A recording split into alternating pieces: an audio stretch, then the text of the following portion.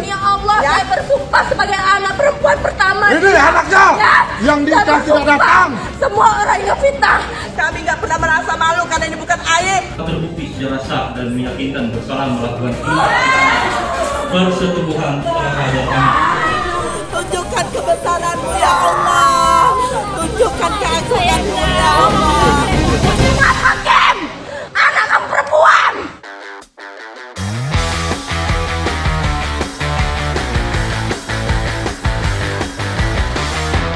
Aduh, ibu siapa? Ibu Arneli, Bang Denso. Arneli. Iya. Kamu siapa? Nabila. Anaknya ya? Iya. Ini yang teriak-teriak di Bukan. TikTok. Yang teriak-teriak Ayunya. Ayo, itu Iya. kakak ya? Iya. Yang mau nikah ya? Yang mau nikah waktu itu pas bapak diambil polisi. Jadi anaknya ada dua ya? Ada dua cewek semua. Nabila, Rahmiati dan Nabila. Nabila dan Rahmi yang Iya. Iya. Jauh-jauh dari Tulang Bawang. Tulang Bawang Lampung. Lampung ya? Iya. Kesini nih. Iya. Waduh, capek ya? Lumayan Bang Denso. Tapi ya apa ya namanya, kita mau silaturahmi juga lah. Secara kebetulan kan Bang Denso biar tahu ceritanya seperti apa sih gitu kan. Jadi sudah ini sampai jauh-jauh kayak gini, apa sih yang diperjuangkan sebenarnya apa? Dia ceritanya gimana? Ya kalau untuk perjuangan tentunya saya akan berbicara tentang keadilan dan kebenaran. Itu loh untuk Bapak Paidi, suami saya, bapaknya dari Nabila dan Rahmiati, yang dalam hal ini sudah divonis oleh Majelis Hakim Pengadilan Negeri Menggala Kabupaten Tulang Bawang, Lampung. Itu divonis 8 tahun 6 bulan dengan denda 100 juta rupiah atas perkara tuduhan fitnah, yang bisa saya katakan 100% ini semua fitnah. Karena kami punya begitu banyak bukti, Bang.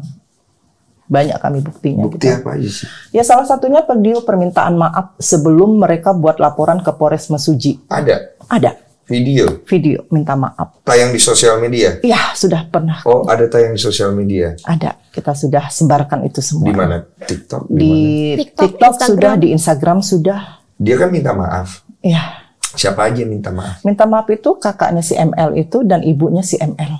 Berarti beres dong? Seharusnya beres. Bapak pun, kita keluarga juga udah anggap itu udah selesai. Gitu loh. Terus kenapa jadi panjang? Sebenarnya semua itu ada kronologisnya, Mas Den. Jadi coba ini dulu deh. Iya.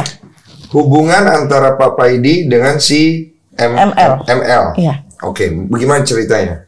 Orang tuanya ML ini, ayahnya ML yang sudah almarhum ini adalah kakak ya. Tapi kakak dalam artian sepupu, bukan yang sekandung sebapak, seibu, bukan.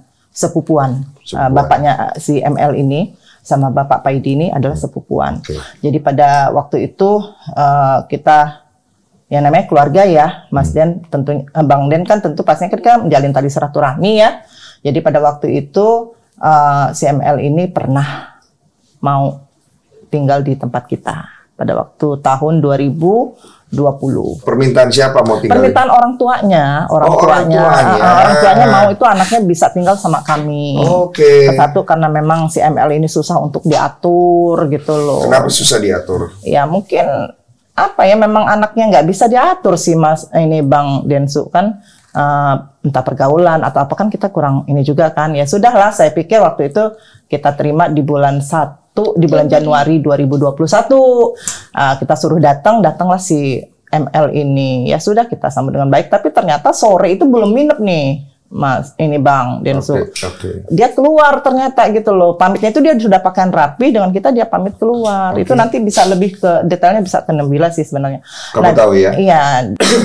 Nah terus ya dia keluar, dia bilang, Bunda, saya mau keluar loh. Mau keluar kemana? Ini kan udah mau deket maghrib. Enggak kok Bun, nanti saya pulang-pulangnya jam 8 kata dia.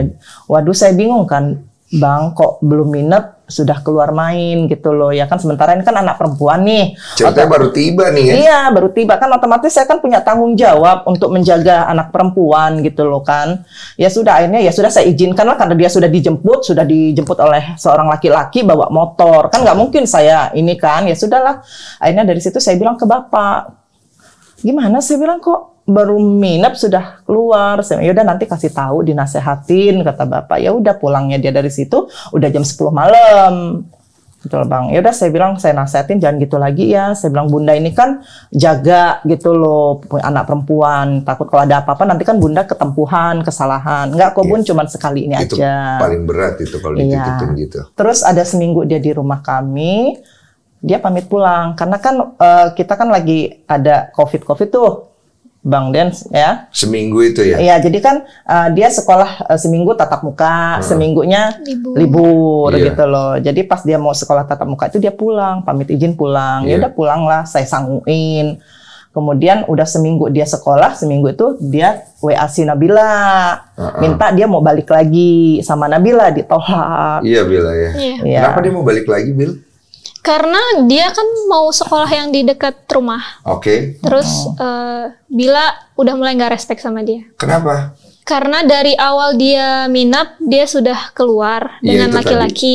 Sampai saya juga bilang, Yunda, kan sebutannya dia ke Bila Yunda.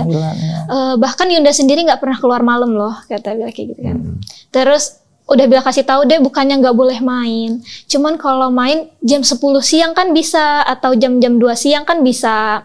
Hari kedua, hari ketiga dia minap, malah dia dengan lancangnya pakai barang Bila tanpa izin.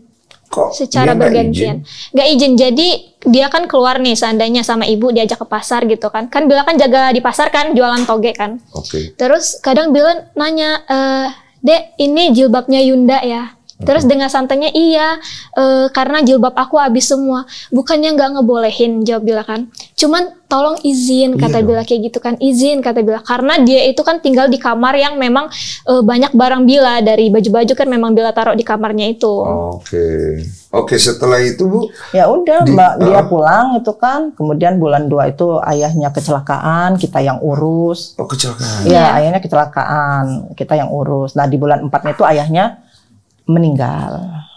Oh, kasihan. Ya, Ya, jadi akhirnya ceritanya dia itu cuma tinggal 1 minggu di tempat Iya, ibu 1 minggu. Setelah itu di dia Januari kembali lagi ke rumahnya, mau balik lagi sama si Nabila nggak diperbolehkan gitu loh. Nah, ya sudah, jadi di bulan 5 itu kan ada acara lamaran putri saya yang pertama, kakaknya si Nabila. Itu yang teriak-teriak di TikTok Iya, itu yang rame ya. Itu saya undang mereka semua keluarga ini, termasuk si ML ini pun hadir gitu loh, Ya, ikut acara. melihat acara lamaran tersebut. Ya. Nah, di bulan 7 di tanggal 28 Juli di jam 11 malam kita dapat undangan melalui via WhatsApp. Iya, dari ibunya si ML. Jadi saya buka di pagi harinya di tanggal 29 gitu loh. Oke, undangannya di 28. Di 28 malam tapi malam. Nah, jadi ibunya tuh ngomong, "Dek, kesini ya besok mau 100 hari kiai gitu loh." Apa itu? 100 hari untuk acara yasinan gitu loh. Memperingati hari 100 hari orang tuanya si ML ini, ayahnya si ML.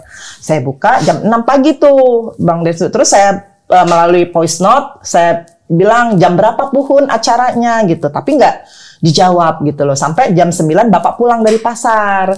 Saya bilang, Pak ada undangan nih, mau 100 hari kiai. Saya bilang, jam berapa? Nggak dijawab sama Puhun. Saya bilang, saya tanya jam berapa tapi nggak dijawab. Sudahlah, saya bilang, nanti kita jalan. Saya bilang gitu kan. Kalau nggak lepas maghrib, paling nggak lepas isya kan gitu. Ya udah nanti kita jalan Pak gitu kan. Jadi jam 2 itu saya ke pasar, saya beli roti. Bang, dan untuk oleh-oleh lah bawa ke sana gitu kan. Ternyata sampai di jam 5 itu saya belum beres. Jadi dengan ini udahlah Bapak sendiri yang berangkat gitu loh. Secara kebetulan saya juga kedatangan teman saya satu pasar karena memberikan data undangan pedagang gitu loh, untuk ngundang pedagang kan. Karena kan sudah mulai mempersiapkan acara pernikahan putri saya yang pertama. Ya udah berangkat aja lah Bapak sendiri. Jadi Bapak tuh berangkat gitu loh, disaksikan oleh teman saya yang kerja di rumah. Bila saksi? Iya, saksi. Tahu Bapak berangkat selain di jam. Keluarga ada saksi lain? Ada saksi luarnya, termasuk tetangga samping yang melihat kepergian Bapak pada tanggal 29 Juli. Jam berapa keluar dari rumah? Jam keluar dari rumah itu jam 5:20 lah. Sore hari. Lanjut. Nah, sementara kan perjalanan menuju ke rumahnya CML ini kan setengah jam. Oke. Setengah jam. Nah, jadi sampai sana Bapak itu maghrib gitu loh. Sekitar hampir jam 6. Iya, sekitar kurang jam 6 lah ya. Nah, jadi sampai sana Bapak maghrib, kemudian dengar suara azan, ketemu si anak ini kok sepi rumah ini gitu loh. Keluar si ML ini gitu kan. Sepi, nggak ada acara gitu loh. Udah selesai. Nggak ada Belum, acara. jadi keluar si ML ini ditanya sama Pak Paidi, loh kok ini sepi Iya, gitu saya juga akan kan. nanya sih. Kok ini sepi? Iya Pak Mena, nggak jadi acara yasinannya. Nggak jadi, oke. Emak nganterin Adin Bini sama istrinya ke rumah sakit Metro karena Adin Bini sama istrinya di oksigen. Siapa itu Adin Bini? Adin Bini sama A itu kakaknya yang nomor 2, kakaknya si ML, kakak laki-lakinya. Oh, kakaknya Iya. dibawa sama ibunya. Dibawa sama ibunya karena kakaknya ini yang si Sarbini ini sama istrinya itu masuk rumah sakit kritis di Oke, oksigen oke, gitu oke. loh Bang Den. Jadi Oke. Bapak ini pikir, waduh ini kan kita bulan 7 lagi gencar-gencarnya COVID kan Bang Den. Iya, iya. Nah jadi Bapak berpikir, karena Bapak juga itu baru sembuh tuh dari sakit kita 14 hari kan kena. Jadi pikiran Bapak, waduh jangan-jangan nih terpapar COVID kan gitu. Jadi Bapak nggak masuk ke dalam. Nah kemudian keluar kakak laki-lakinya dari dalam rumah. Dari mana Ibu tahu Bapak berpikir seperti itu? Ya pas pada saat Bapak pulang Oke, dari... dia jelasin. Iya. Di hari itu. Di hari itu. Di hari itu. Gitu Hari loh. itu ya. Iya. Oke, lanjut Bu, lanjut. Jadi kakak laki-lakinya keluar ditanya, nah kamu ada ini kata si Pak Paidi kan, iya Pak Mena saya juga baru pulang nganterin emak katanya dari Punggur Metro kan, nah udah tuh udah selesai azan Bapak pulang, nyampe rumah jam 6:30. Loh, dia ketemu orang dari dalam rumah. Si ML kan keluar. ML nih. Pak Bapak Paidi. kan nggak masuk ke dalam. Nggak masuk nih Nggak. ceritanya. Nanya kok sepi gitu Betul. kan. Terus? Kok sepi? Ya nggak jadi Pak Mena acara yasinannya. Oke. Kemudian udah Dian jawab nggak jadi yasinannya. Emak nganterin Adin Bini sama istrinya sakit. Keluar kakak laki-lakinya. Kakak laki siapa? Kakak laki-lakinya ML. ML. Kan ML ini 7 bersaudara. Oh. Jadi ML ini yang nomor 6. Jelas. Berarti saudara yang lain. Bukan yang tadi dibilang sakit. Bukan. Jadi Keluar. ya yang nomor 6 lah. Yang nomor 5, kakak laki-lakinya nomor 5. Yang sakit itu kan yang nomor 2. Berarti dia mengetahui. Iya. Jadi udah ngobrol, ya. Nah ini ada Yadi kata Pak Paidi kan. Iya Pak Mena saya baru pulang dari nganterin emak. Nah karena dilihat anak yang bungsu nangis nih, adiknya si ML ini yang bungsu. Ada yang, lagi. yang nomor 7 Di dalam rumah. Di dalam rumah itu di depan pintu. Bapak Paidi ngambil roti dikasihin. Pak Paidi langsung pamit pulang itu, diambillah roti itu separuh dikasih, separuh dibawa pulang lagi. Oke, gitu loh. nggak masuk nih Pak Paidi. Nggak masuk. Oke. Jadi sampai rumah di jam 6:30, saya lagi ngedata undangan dengan teman saya yang namanya Eva. Jadi saya tanya, loh kok sudah pulang Pak? Saya bilang, cepet amat nggak jadi Bu yasinannya. Coba kamu telepon dulu si Puhun, ngomongin ibunya si ML ini. Iya, Kenapa nggak jadi yasinannya? Apa jangan-jangan mereka terpapar COVID gitu loh. Ada Bila juga di situ. Ada. Oke, Ada. sesuai nih Bila ya? Sesuai. Oke, lanjut. Jadi jangan-jangan terpapar COVID. Saya coba telepon gitu loh ke ibunya si ML ini, tapi ternyata nggak diangkat gitu kan.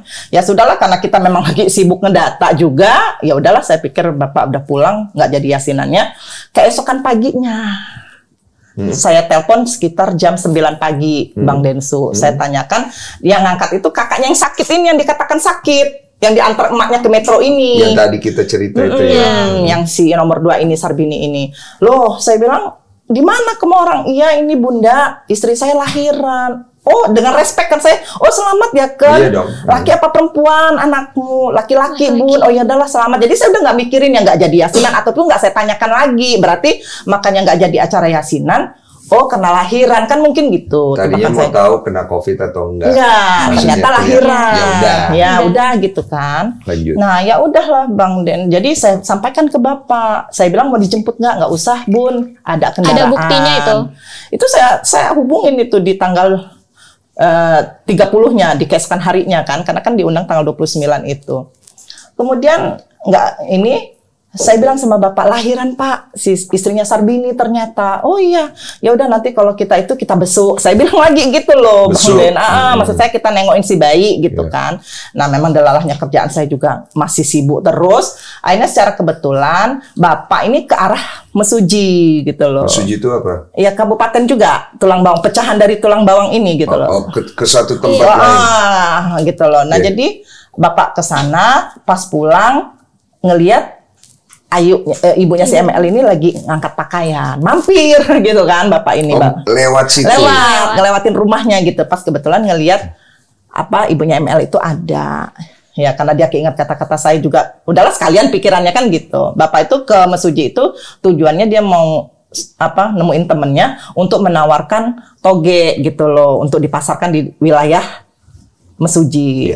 Tapi ternyata temennya juga nggak ketemu. Bapak pulang. Nah pulang tuh ngelewatin rumah si ML ini gitu loh Bang Den. Jadi jadi mampir ketemu ngobrol sama si ibu ML ini. Ngobrol. Udah cerita-cerita, udah nanya-nanya. Terus Pak Paidi ini pamit pulang. Nggak masuk? Enggak, ngobrol di halaman. Bapak Paidi tuh kalau dia nahon tuh nggak mau dia masuk ke dalam. Apalagi dia tahu kan ibunya ini kan nggak punya suami, ya kan? Nggak masuk ke dalam gitu loh. Jadi Bapak di luar, kemudian Bapak pamit pulang. Datang si ibu anak ini neriakin anaknya. Si ML. Manggil si ML. Kamu daripada nunggu kakakmu belum pulang, kelamaan nanti kamu telat, mending kamu sama Pak Mena aja bareng. Kemana? Minta anterin ke kafe. Karena satu arah gitu loh. Dan jadi kan Bapak itu ngelewatin juga kafe itu gitu loh, Bang Den. Motor? Ya, Bapak bawa mobil. Jadi ya Bapak tanya mau kemana? Ini mau kerja di kafe, kata si ibunya. Jadi dilihatlah si anak ini, si ML ini udah bawa tas perabotan gitu loh. Berarti minep kan nih, karena dia kan bawa perabotan di kafe itu, berarti dia minep gitu loh, Bang Den. Jadi lagi mana sih pohon kok anak kecil disuruh kerja di kafe, kata Bapak. Nggak kena atur lah dia, udah biar anggap dia buat ininya aja gitu, biar dia bisa cari duit. Ya sudahlah, pikiran Bapak. Masa mau nolak kan nggak mungkin toh, Bang. Betul. Apalagi ini kan keponakan gitu loh. Ya udah, ditumpangin lah si ML ini menuju menuju ke kafe tersebut. Jadi pada saat jalan baru berapa meter, dilihat dari kaca spion kakaknya ada di belakang mobil. Loh, ngapain kakaknya di belakang mobil? Jadi ada di belakang mobil gitu loh. Jadi udah, karena kan jarak rumah si ML itu dengan kafe itu kan nggak jauh, cuma 10 menit. Iya. 10 menit aja gitu loh. Kejadian jam? Itu sekitar jam 3 lah, Bapak. Sore ya? Iya, sore. Bapak bawa minta ditebengin si ML ini kan. Nah, jadi di perjalanan itu sudah mau deket di kafe itu, mobil Bapak ini nggak sehat. Ketak-ketak Bapak langsung berhenti, si kakaknya ML ini pun langsung berhenti. Gitu loh. Kenapa Pak Mena gitu kan? Nggak tahu nih kan, mobil nggak enak. Knalpotnya apa bannya gitu loh. Sama-sama nih mereka dua periksa gitu kan. Udah periksa nggak ada apa-apanya. Lanjut lagi, udah kata si kakaknya ini, nanti saya ikutin dari belakang aja Pak Mena. Kata saya tahan dikit. Ya. Kakaknya ini adalah kakak yang dicerita yang waktu tadi. Tanggal 29 nggak jadi yasinan itu ada itu. Ada. Kakak yang itu ya. Lanjut. Jadi sampai di kafe si bapak ini disuruh turun sama kakaknya ini. Turunlah bapak ini, ya kan? Titipin dulu adik Pak Mena gitu. Ya udahlah, karena merasain keponakan, bapak turun ketemu sama yang punya kafe. Cuma saya ada pertanyaan dikit. Kenapa kakaknya ngikutin dari belakang? Kan bisa nganter sendiri. Ya itu. Karena pada saat bapak orang mau si ML ini lagi nunggu kakaknya belum datang, ibunya minta bapak yang nganterin gitu. Lanjut deh. Lanjut dulu deh. Sampai di kafe bapak nitipin. Kemudian bilang, ini ponakan saya, tolong ya dijaga, diperhatiin, artinya dikasih tahu cara kerja atau apalah gitulah ya, nasihat orang tua kan. Kemudian bapak pamit pulang. Ada CCTV di kafe itu? Nggak ada. Nggak ada ya? Nggak ada. Jadi udah bapak itu kemudian langsung pulang, sampai rumah dia cerita dengan saya. Makanya ibu tahu nih semua ceritanya. Ibu tahu, iya saya tahu Bang Den. Jadi saya bilang, ya sudah kalau bapak sudah mampir, alhamdulillah. Tapi ada ngerasa aneh nggak dari cerita itu waktu pas pulang bapak cerita ke ibu? Ibu ada ngerasa aneh nggak? Enggak, saya nggak ada ngerasa aneh. Saya aja aneh dengernya. Ngapain itu kakaknya ngikutin dia? Enggak, saya berpikirnya positif.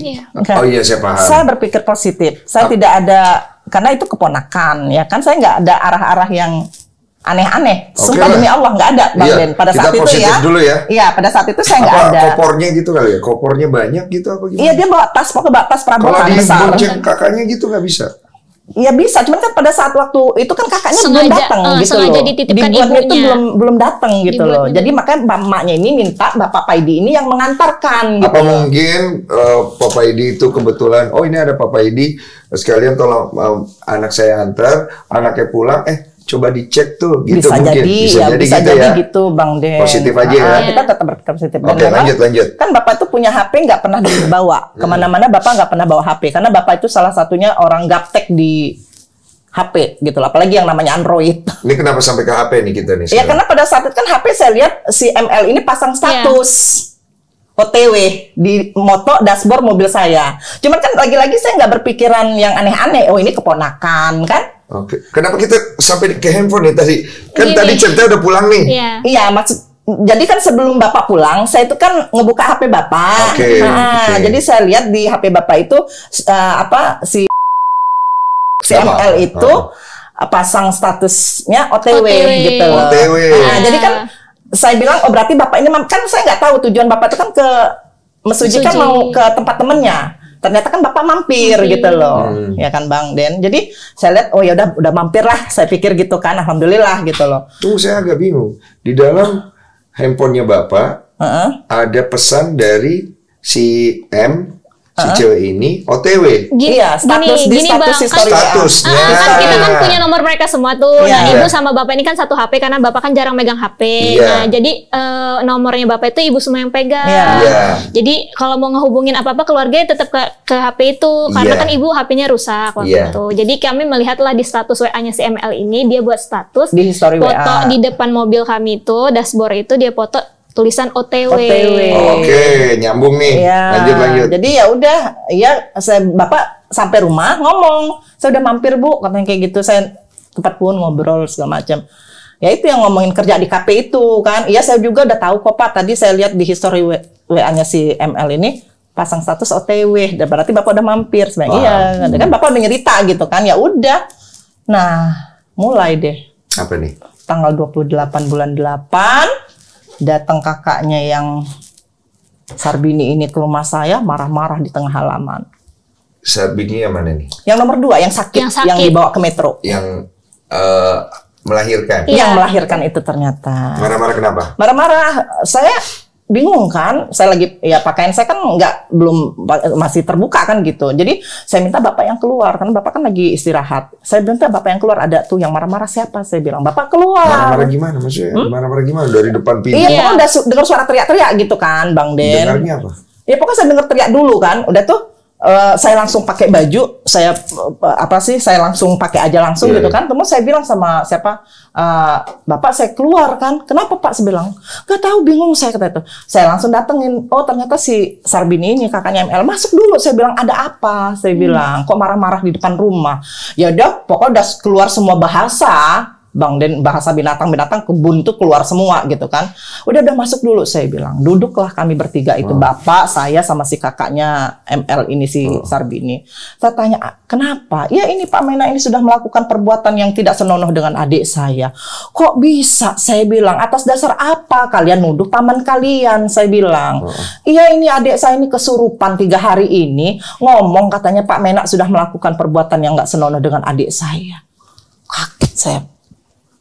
Saya juga kaget. Jadi atas dasar adiknya itu kesurupan roh ayahnya.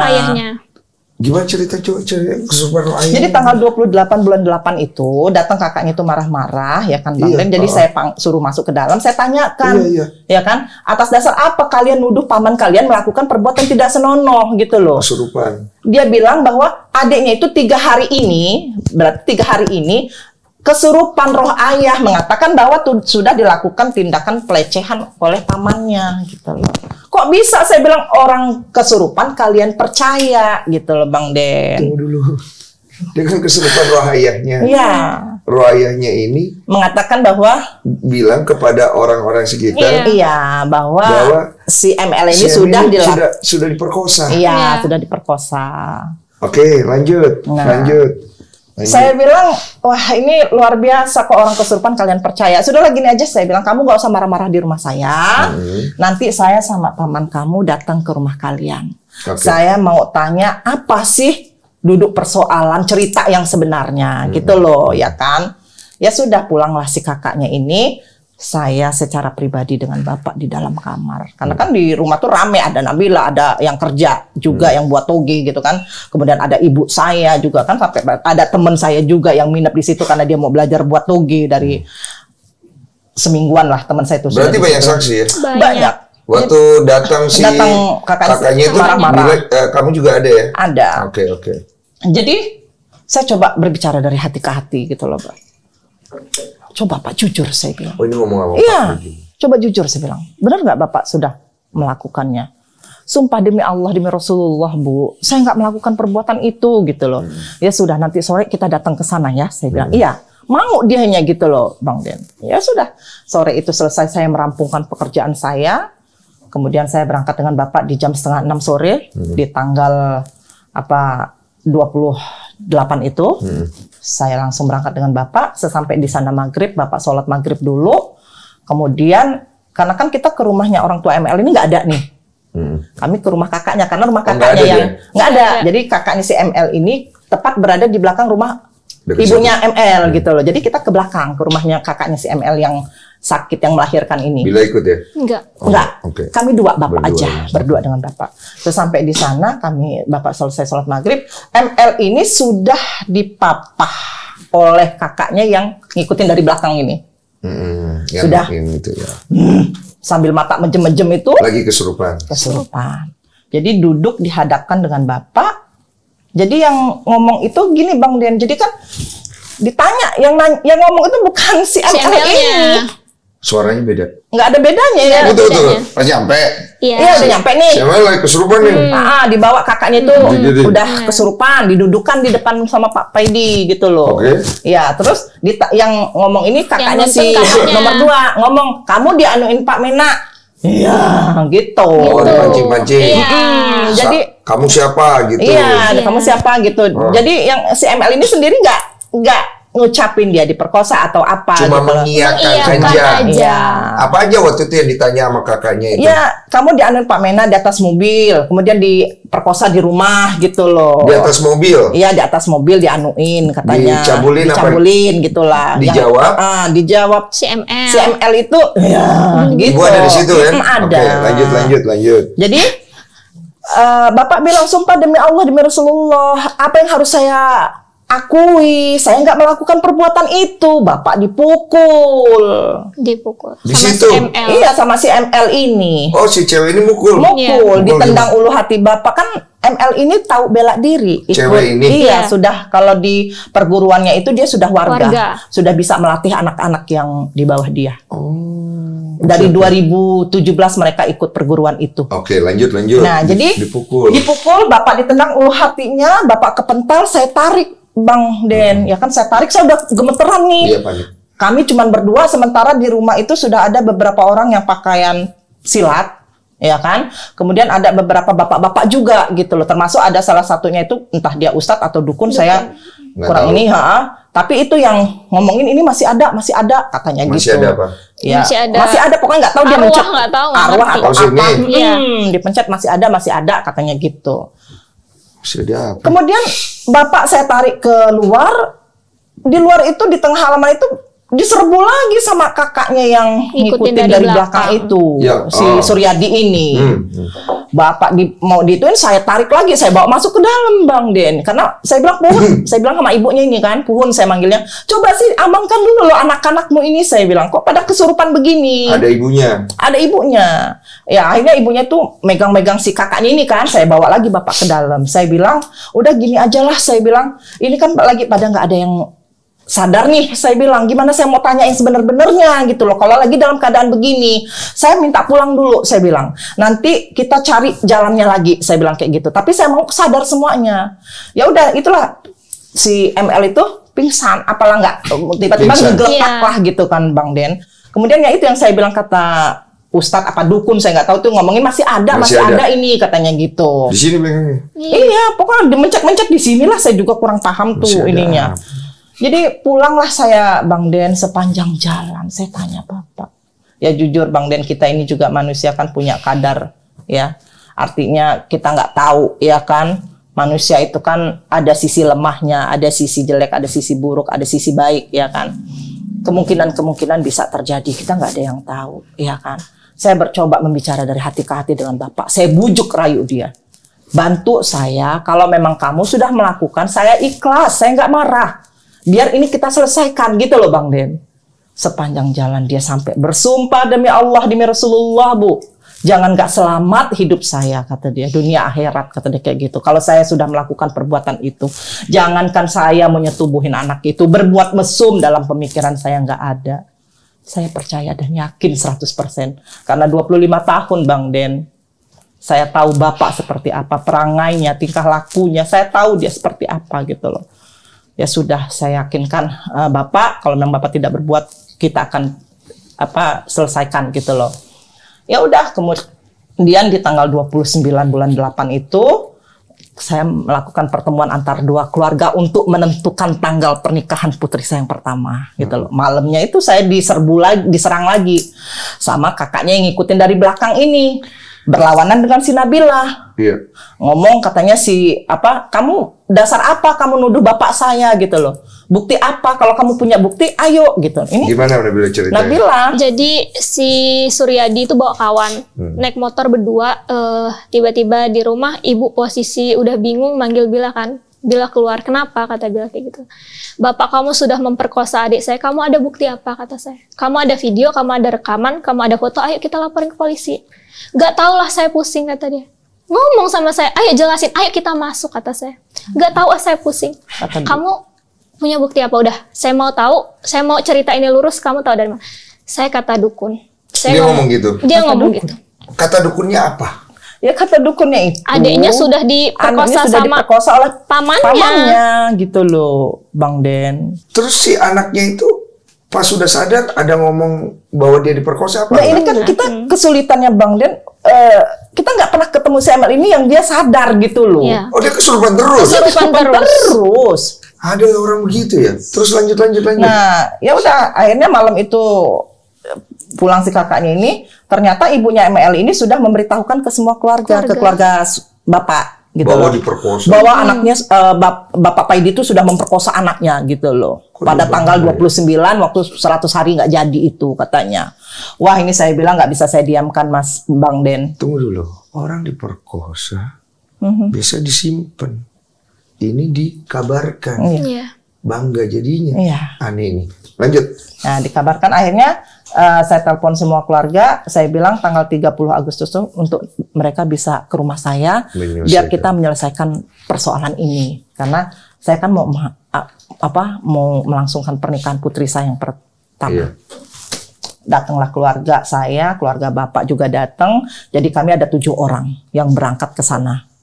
Jadi saya, kemudian Nabila, adik Bapak laki-laki, adik sepupunya 2. Kemudian teman saya yang satu pasar si Eva, adik saya Arneti itu sama adik iparnya Bapak yang berangkat. Kami ke sana, lagi-lagi rumahnya ML ini, rumah orang tua ML ini tutupan lagi gitu loh. Kami datang lagi ke rumah kakaknya yang di belakang rumahnya itu. Nggak buka. Sesampai di sana kami ketemu si kakaknya ini, ya kami pertanyakan gitu loh, ini mana ML-nya gitu kan? Ya nggak ada Bun, lagi diobatin kesurupan lagi. Nggak usah bohong, saya bilang. Karena dengan waktu yang saat mereka bilang katanya ML kesurupan, orang ML itu masih di sekolah lagi TikTok, joget-joget Bang Den. Ada buktinya? Ada buktinya. Oke, waktunya kan bisa kelihatan. Oke, lanjut. Jadi nggak usah bohong, saya bilang. Kemarin kalau fitnah begini, saya bilang saya bisa nuntut kalian, saya bilang, ya kan. Kemarin sudah mencemarkan nama baik paman kalian. Coba cari tahu dulu yang sebenar-benarnya adik kalian ini, saya bilang.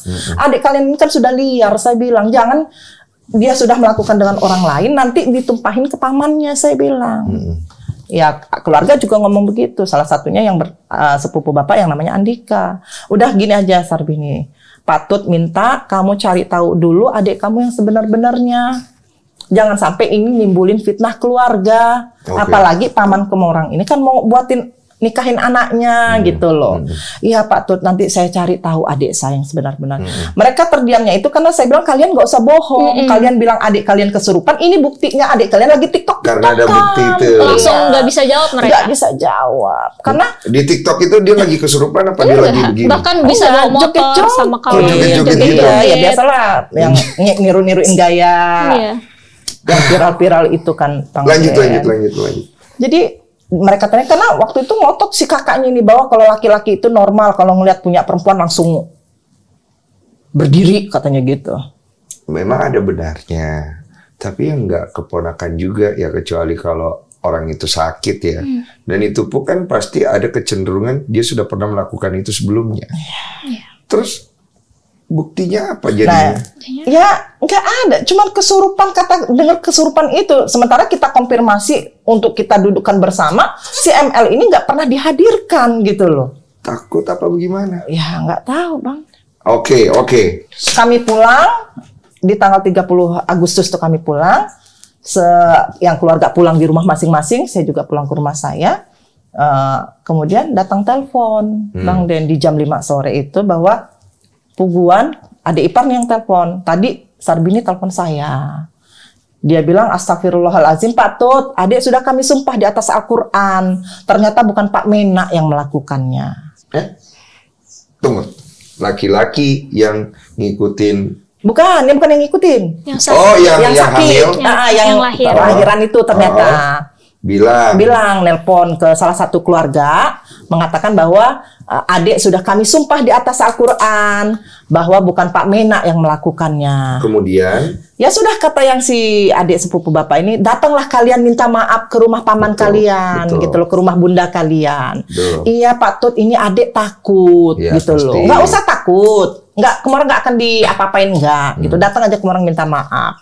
Ya sudah, datang mereka bertiga datang ke rumah tanggal 30. Ada saksi lain? Banyak saksinya. Banyak saksinya. Oh, itu videonya yang di itu ya? Ada videonya. Jadi mereka datang menyatakan permintaan maaf, telah menuduh, telah mencemarkan nama baik pamannya, menuduh bahwa telah memperkosa itu nggak benar. Mereka minta maaf yang sebesar-besarnya. Dia, si kakaknya ini mewakili sebagai anak laki-laki, mewakili adiknya, mewakili emaknya minta maaf. Gitu loh. Mamanya ikut juga? Ikut. Si ML itu pun ikut. ML ikut? Ya, ibunya ikut. Kakaknya si yang lahiran itu Yang lahiran ikut. Yang nguntit dari belakang? Enggak. Oke, lanjut. Ya sudah, ya kita Bapak terima, maaf itu ada bisa dilihat itu full rekamannya. Saya sempat lihat itu. Bisa dilihat itu full rekamannya. Kemudian ya kalau saya ada sedikit marah dalam hal batas yang wajar, Bang Den. Ada sempat marah. Saya marah, saya kecewa dengan mereka. Oh, itu wajar. Iya, karena saya bilang selama ini saya mau merangkul kalian agar kalian itu bisa bernilai dan berharga di mata orang lain maupun keluarga. Tapi kok kalian berbuatnya seperti ini gitu. Sebenarnya kan bentuk rasa kekecewaan saya gitu loh, Bang Den, ya kan? Malam itu memang saya langsung bilang, udahlah, kalau begini cara kalian di kalian, saya di saya. Gitu loh. Nah, ya udah mulai itu saya marah-marah dengan situ. Kamu, saya bilang sudah nuduh paman kamu, padahal kamu sudah berbuat dengan orang lain. Saya bilang kamu tuduh kan, mungkin satu ngomong, dua ngomong, merasa pusing, malu mungkin, atau ya mulai lagi dia kesurupan lagi di situ, di rumah itu. Nah, apa? Ya nggak ada, cuman dia ngomong nyumpahin, kurang ajarin, mau ngebunuh segala macem. Nggak gitu. Bilang diperkosa lagi? Nggak ada perkosa, cuma marah-marah. Akhirnya dibawa kakaknya masuk dalam mobil. Nah itulah ada kita ada lagi rekaman pembicaraan emaknya itu bahwa ML ini kalau sadar dia mau minta maaf sama bundanya, sama pamannya. Malah dia bilang mau tinggal di rumah pamannya ini loh, gitu. Ini kalau dia sadar. ML ini mau makan anak bayi. Udah lagi saya bilang nggak usah bohong. Saya bilang, sumpah demi Allah, katanya ini mau makan anaknya Mariati, bilangin anak Ayunya gitu loh. Yang baru lahiran mau dimakannya, mau dimakan si ML ini. Sampai 3 ustadz yang nyembuhin nggak bisa sembuh anak ini, si ML ini. Kata sampai si kakaknya yang lahiran itu juga saya sampai pusing. Iya, saya nggak kuat lagi bunda. Saya ini mau stres, kata si Sarbini ini. Oke, sekarang akhirnya kenapa bisa sampai ke kantor polisi? Nah itulah Bang Den, jadi udah permintaan maaf tuh ya Bang Den. Jadi kan karena saya bilang sama Bapak, saya mau minta ada pernyataan secara tertulis kan gitu. Selain dari video minta maaf mereka kan. Betul. Nah, tapi dengan berbagai dalih alasan kakaknya ini ngomong kakaknya si ML ini yang Sarbini ini bahwa adiknya lagi diobatin ke psikolog. Ya udahlah, saya bilang sama Bapak buat laporan kita ke polisi kalau begini caranya, saya bilang. Tapi ya itu Bang Den, Bapak lagi-lagi memang orangnya baik dan baik-baik bener, memang udahlah Bu, nggak usah kita perpanjang. Mending sekarang kamu urus untuk persiapan anakmu nikah. Kasihan mereka juga, kan orang sudah datang minta maaf. Gitu loh Bang Den. Ya udahlah Bang Den, saya pikir Bapak sudah memaafkan, ya kan, kita pikir nggak akan ada persoalan apa-apa lagi, ya kan. Yaitu pada saat tanggal 19 September saya lagi ngebagi undangan sama Nabila ke Bandar Lampung. Kemudian saya nginep di Menggala, ngebagiin undangan di keluarga di Menggala juga. Tanggal 20 itulah saya dapat telepon dari anak-anak yang di rumah bahwa ada polisi 13 orang mau minta tanda tangan nangkep Bapak gitu loh. Saya coba kontak itu nggak bisa ngomong lagi. Kok cepet banget ya? Iya. Ya, jadi tanpa panggilan sebelumnya, tanpa Bapak itu dimintain keterangan terlebih dulu enggak. Jadi Bapak itu pokoknya langsung nggak diambil. ada somasi, nggak ada. Nggak ada pemberitahuan. Nggak ada itu. Nggak ada. Datang tek bawa. Iya, bawa. Ada saksi? Hah? Banyak. Oke. Jadi saya sampai telepon, gimana Bapak udah diambil Bu? Udah. Akhirnya saya langsung pulang dari Menggala itu Bang Den. Jam 6 itu saya langsung nyampe rumah itu, saya langsung meluncur ke Polres Mesuji. Sampai di jam 6, ya di jam 6 itu saya nyampe di Polres Mesuji. Saya mau masuk ke ruangan Bapak yang lagi di BAP. Nggak boleh, saya tunggu. Saya tunggu, dan akhirnya di jam 7 itu Bapak langsung masuk ke dalam sel tahanan. Iya. Sampai bilang, Pak, sama penyidiknya, tolong lihat bukti kami Pak, mereka udah minta maaf. Tolong lihat, dalami gimana perilaku anak ini sehari-hari. Sampai penyidik cuma bilang, ini nggak bisa kami terima, ini cuma buat ngeringanin di persidangan aja. Jadi sama sekali nggak ada celah buat kami ngebela diri. Dari awal. Dari awal, bukti-bukti itu sudah kami kasih Bang Den. Jadi kan malam itu saya mau melaksanakan pembentukan panitia untuk putri saya, karena memang kurang 5 hari lagi kami mau beracara pada saat itu. Jadi malam itu kita coba melalui adik-adik gitu kan menyampaikan bahwa ini loh mereka sudah datang minta maaf, ini videonya gitu kan. Tolong dilihat video ini, tapi nggak bisa diterima, nggak bisa diterima sama sekali itunya. Jadi malam itu Bang Den saya histeris, saya dalam keadaan bingung, udah sok kan, saya udah sok, Nabila juga udah sok, kami semua udah sok gitu, karena Bapak langsung masuk dalam tahanan. Itu yang ngebuat saya kok nggak ada proses sebelumnya, tahu-tahu Bapak sudah langsung masuk ke dalam tahanan kan gitu. Ya udahlah Bang. Jadi kan di hari pertama Bapak diambil di tanggal 21 itu, tanggal 22 anak saya yang mau nikah ini datang kan, udah cuti dia dari kerjanya.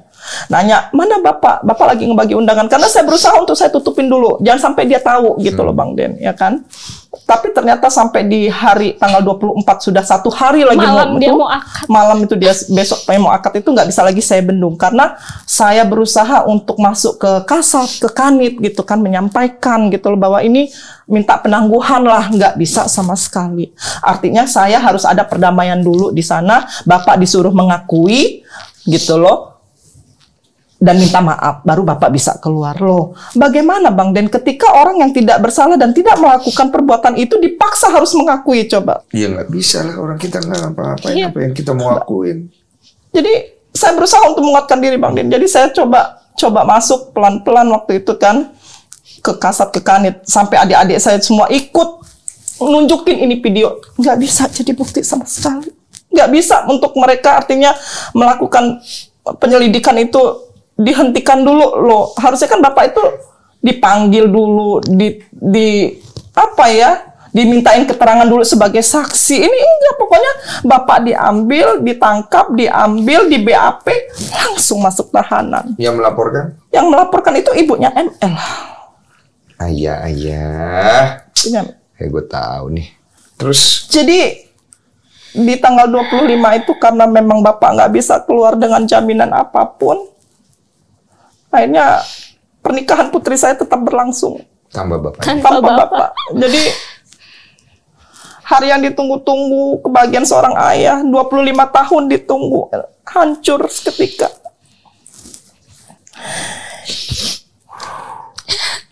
Sepuluh bulan Bang Den, nggak kuat lagi bila harus kemana. Alhamdulillah Tuhan kasih jalan. Banyak orang-orang baik sampai bila juga makasih sama Bang Den. Kami kalau ngingetin kejadian ini, karena kita hubungkan dengan pada saat anak pertama di saat harusnya berbagi kebahagiaan gitu kan, untuk menginjapkan putri pertamanya. Gak bisa sama sekali. Sampai di titik putusan bilang ngerasa udah berakhir hidup ini, karena mau cari keadilan di mana lagi gitu kalau kita suara rakyat kecil nggak didengar gitu. Sedangkan kita tahu bila sampai nyawa pun saya berani pertaruhkan untuk bapak saya, karena saya tahu dia. Kalau seandainya memang dia bersalah, hukum dia. Tapi dia nggak bersalah. Tolong bebaskan dia.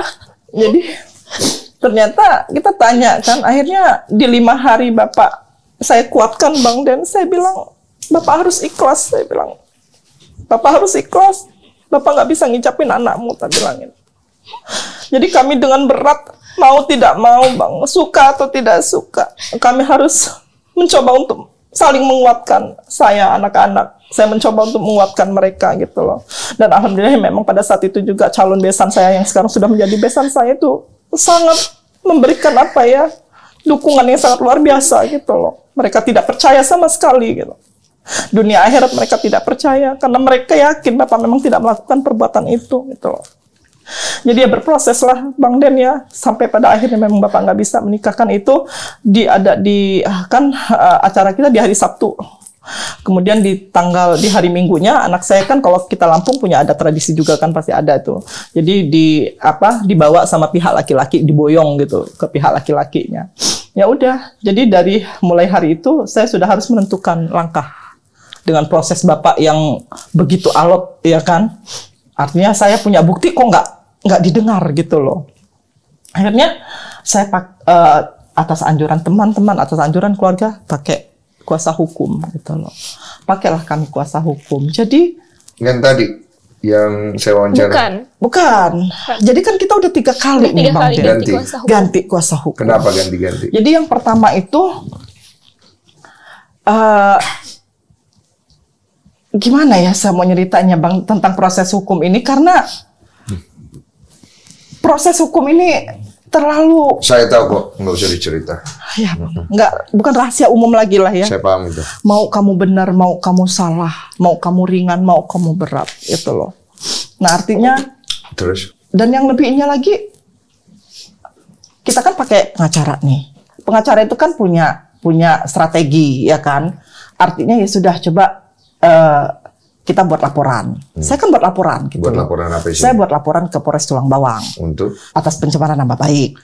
Akhirnya mereka minta perdamaian. Oh, minta perdamaian, bagus minta dong. Perdamaian mereka, bagus gitu dong. loh. Bagus dong. Ya sudah, perdamaian. Sebelum putusan dia dibuat sebelum, ya? Bapak lagi di P21 kan? Sebelum di P21 kan. Masih dong. Ada 1 bulan lah Bapak ditahan di Polres Mesuji itu. Terus? Ya, sudah ada penandatanganan cabut perkara, sudah ada perdamaian. Terus? Ya proses terus berjalan. Polisi tidak mau tarik? Ya nggak ada. Iya, sekarang kan dari pihaknya mereka itu ngubungin lewat lawyernya mereka atau lewat mana? Lewat lawyer mereka. Hubungin ke lawyernya ini. Iya, saling antara lawyer dengan lawyer. Kita mau beresin nih. Iya. Ketemulah akhirnya dua belah pihak nih. Ibu ketemu dengan lawyernya mereka. Iya.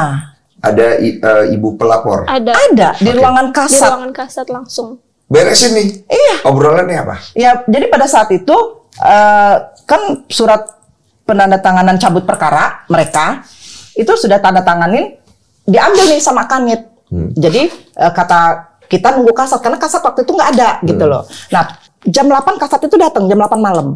Jam 8 malam kasat, karena kan saya nunggu Bang, sampai tengah-tengah malam saya di Polres Mesuji itu. Pasti nunggu itu. Jadi saya nunggu sampai di sana, kata Pak Kasat ya sudah nanti ini dimasukkan dulu karena ini sepertinya nggak bisa. Dengan alasan sudah diawasi Polda, sudah diawasin PPA, Kemudian Pak Kapolresnya lagi sakit gitu loh. Oke, terus. Ya saya histeris lah malam itu. Saya teriak sampai saya mau pecahin kepala saya di lantai, Bang. Di Polres Mesuji. Karena ada juga? Ada. Karena harapan saya Bapak bisa keluar di tanggal 24 itu untuk bisa menghadiri resepsi dari yang kedua pagi kalinya. kami, dari pagi nyampe malam. Akhirnya tidak terjadi. Bapak masih tertahan dan sampai di P21 kan. Sampai akhirnya diponis. Diponis. Dengan ya itu tadi sudah dijelaskan secara ininya bahwa keterangan dan visum itu sendiri sudah terbantahkan sebenarnya ya, bahwa dia sudah tidak intake lagi, terdapat lukanya itu karena keputihan, kemudian tidak ada tindak kekerasan gitu loh. Jadi saya nggak ngerti proses hukum ini bagaimana gitu loh, ketika yang dijadikan alat bukti nggak memenuhi unsur gitu loh. Dibandingkan ya, semoga semua orang nonton ini. Saya jarang banget mengangkat kasus-kasus seperti ini karena menurut saya kalau semua saya angkat, lama-lama semua orang minta tolong sama saya. Tapi paling nggak kita sama-sama belajar. Jangan cuman kita itu sibuk untuk komentar-komentar doang, tapi kita belajar sesuatu dari sebuah kehidupan. Ini hidup ini. Bahwa segala sesuatu itu bisa terjadi di luar daripada keadilan yang kita rasa. Karena sebuah kondisi. Tapi untuk orang-orang yang ada di dalam, jangan gengsi. Walaupun sudah mengambil sebuah pilihan, kalau salah. Tapi kalau benar maju. Tapi kalau salah jangan gengsi. Karena ada nyawa, ada pertaruhan, ada kehidupan. Yang mungkin satu kehidupan itu nggak penting buat kalian. Mungkin keluarga kalian lebih penting. Tapi coba kalau terjadi sama keluarga kalian. Ya kita juga Bang, dan saya ini kan seorang perempuan, seorang istri, seorang ibu juga gitu Bang. Saya juga nggak mendukung tindak kekerasan apapun, apalagi tindak kekerasan terhadap perempuan dan anak, ya kan, pelecehan seksual, pemerkosaan gitu loh. Kita nggak mendukung untuk itu. Hukum yang seberat-beratnya sesuai dengan fakta dan bukti. Tapi tolong gitu loh, dilihat juga fakta dan bukti, jangan sampai fakta bukti yang ada yang sudah nyata ada gitu loh dikesampingkan, ditolak gitu loh, yang cuman berdasarkan katanya, yang berdasarkan dari kata kesurupan. Kok gimana keadilan ini gitu loh Bang Den? Saya ngerti perjuangannya, jauh loh Ibu berjuang. Saya lihat kok Ibu muter-muter cari pertolongan, gak ada yang bukain pintu. Bang Den, saya mohon keadilan untuk Bapak. Podcast juga sulit juga segala macam. Ini dia jauh-jauh dari Lampung, bisa tiba di sini aja udah sebuah kebetulan kali ya. Iya, terima kasih banyak Bang Den. Iya. Bill, terakhir di kamu deh. Bill, kita harus fair juga ya, Bill. Kita harus lihat dari dua arah ya. Karena biarpun bagaimana kalian tahu nih ya, kalian sangat tahu tentang bapak kalian. Kalau memang anggaplah ada satu momen di mana kalian mungkin nggak sama sekali, ternyata bapak kalian memang melakukan. Kamu gimana? Kalau memang bapak saya bersalah, hukum dia. Hukum dia. Kalau memang seberat-beratnya. Kamu ikhlas? Untuk apa saya berjuang selama 10 bulan? Untuk apa saya kesana kesini sampai saya memohon sama semua orang, tolong lihat kami gitu, tolong kasih kami keadilan. Tapi ternyata Tuhan baik. Tuhan kasih kami orang-orang baik melalui Bang Hotman, Papi Uya, Teh Nopi, makasih banyak. Bahkan kami bisa ketemu Bang Denny karena Teh Nopi masih mikirin kami juga. Sekarang kami ditemuin lagi sama orang baik, Bang Denny. Luar biasa, ambil hikmahnya. Tapi kami percaya 100%. 100%. Karena sudah sesuai, mereka sudah datang minta maaf. Ada yang bilang kalau Bapak Paidi punya anak perempuan yang hebat. Salah, justru saya putri yang punya bapak yang hebat. Itu. Oke, kalau begitu. Terima kasih banyak ya. Semoga pesannya sampai ya. Makasih Pak. Cukup ya? Cukup. Iya. Ini nangisnya jujur.